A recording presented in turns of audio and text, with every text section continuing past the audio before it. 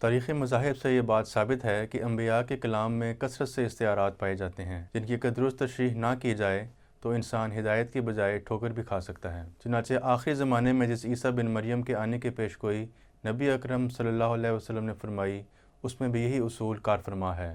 حضور صلی اللہ علیہ وسلم نے فرمایا کہ جب عیسیٰ بن مریم نازل ہوں گے تو وہ آ کر صلیب کو توڑیں گے، سور کو قتل کریں گے اور جزیے کو معاف کر دیں گے، اور مال اس قدر زیادہ ہوگا کہ اسے کوئی قبول کرنے والا نہ ہوگا۔ اس حدیث میں کئی تشریح طلب امور ہیں۔